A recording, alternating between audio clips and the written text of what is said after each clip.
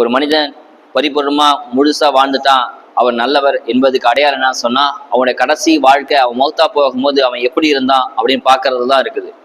வாழும்போது எப்படி வாழ்ந்தான், ஆனா சில மறையும் போது அவங்க எப்படி மறைஞ்சாங்க அப்படின்ற பார்க்கறது தான் அந்த மனிதனுடைய நிறைவான வாழ்க்கை இருக்குது. பொதுவாக ஒரு மனிதன் பரிபூர்ணமா வாழ்ந்துட்டா, நிறைவா எந்த குறையும் இல்லாம வாழ்ந்துட்டா அப்படின்னு சொன்னா அதுக்கு 3 தன்மை இருக்கும். 3 தன்மை அந்த மனிதனோட வாழ்க்கையில் இருந்துச்சுன்னு சொன்னா அவன் நிறைவான பர்ஃபெக்டான வாழ்க்கை வாழ்ந்துட்டான் அப்படின்னு அர்த்தம். 1வது கமாலியத், 2வது தமாமியத், 3வது ரிலாயியத். கமாலு, தமாமு, ரிலா, இந்த 3ம் இருந்துச்சுன்னு சொன்னா ஒரு மனிதன் நல்லபடியா வாழ்ந்துட்டான், எந்த குறையும் இல்லை, பர்ஃபெக்டான ஜென்டில்மேன் அப்படின்னு சொல்லுவாங்க. அல்லாவோட ஏற்பாடு அந்த 3மே ஸல்லல்லாஹு வாழ்க்கையில இருந்துச்சு. அல்லாஹ் குர்ஆன்ல சொல்றான் இல்லையா, அல்யும் அக்மல் துலக்கும் தீனக்கும் அப்தம் தோ நேமத்தி வரலித்து அக்மல் இஸ்லாம் தீனா. கமால், அதாவது இந்த நாள்ல உங்க தீனை நான் பரிபூர்ணமா ஆக்கிட்டேன்னு அல்லாஹ் குர்ஆன்ல சொல்றான். தமாமு கமால் அப்படின்னு சொன்னா ரெண்டுத்துக்கும் ஒரே அர்த்தம் தான், என்னன்னா பரிபூர்ணமானவர் அப்படின்னு அர்த்தம்.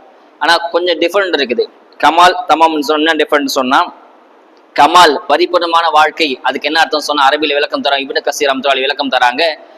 அந்த மனிதன் வாழும்போது எந்த குறையுமே இல்லாம வாழ்ந்திருப்பார், எந்த பாக்கியம் எந்த கடனும் எந்த சொல்ற மாதிரி இது விட்டுட்டு போயிட்டாரு அப்படின்ற மாதிரி எந்த குறையுமே இல்லாம முழுசா திருப்தியா வாழ்ந்துட்டு போனா அதுக்கு பேர் கமாலியத் அப்படின்னு சொல்லுவாங்க.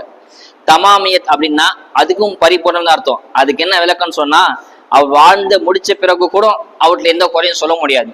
சில பேர் உதாரணம் சொன்னா புரியும். சில பேர் வாழும்போது நல்லா வருவார், நல்லா வாழ்ந்தார், நல்லா ஜாம்னு வாழ்ந்தார், எந்த குறையெல்லாம் மறந்து மௌத்தா போயிட்டாரு, எந்த குறையுமே வைக்கல குடும்பத்துக்கு அப்படின்னு சொல்லுவாங்க. மௌத்தா போன பிறகு அவருடைய வாழ்க்கை என்ன இப்படி இந்த விஷயத்த முடிக்கவே இல்லை, கடன் நிறைவேற்றாம போயிட்டாரு, பொண்ணுக்கு கல்யாணம் பண்ணி வைக்கல, அவர் இந்த குறையெல்லாம் விட்டுட்டு போயிட்டாரு, அவர் பாட்டுன்னு போயிட்டாரு, அவர் பாட்டு போயிட்டாரு, மௌத்தா போயிட்டாரு, நமக்கு தலைவலியா இருக்குது அப்படின்னு சொல்லுவாங்க.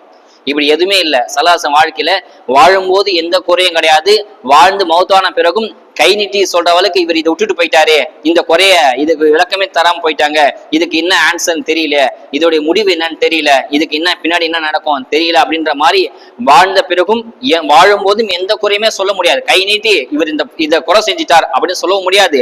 வாழ்ந்த பிறகும் இவர் விட்டுட்டு போயிட்டாரு, இதுக்கு ஆன்சர் ஜவாபே இல்லை அப்படின்னு சொல்ல முடியாது. இதுக்கு பேர் தான் கமாலு தமாம் அப்படின்னு சொல்லுவாங்க. இன்னொன்னு ரிலான்னு சொன்னா பொருத்தம்னு அர்த்தம். வாழும் போதும் மக்களுடைய பொருத்தத்தோடு வாழ்ந்தாங்க, அல்லாவுடைய பொருத்தத்தோடு வாழ்ந்தாங்க, இப்போ மக்களோட பொருத்தத்தோடு இருக்கிறாங்க, அல்லாவுடைய பொருத்தத்தோடு இருக்கிறாங்க. அதுக்கு பேர் தான் ரிலாயத். ஸல்லல்லாஹு வாழ்க்கையில 3மே இருந்துச்சு. பரிபூர்ணமான ஒரு வாழ்க்கையை வாழும்போது வாழ்ந்தாங்க, வாழ்ந்த பிறகு இன்னமும் பரிபூர்ணமா தான் நம்ம மனசுல இடம் பிடிச்சிருக்கிறாங்க.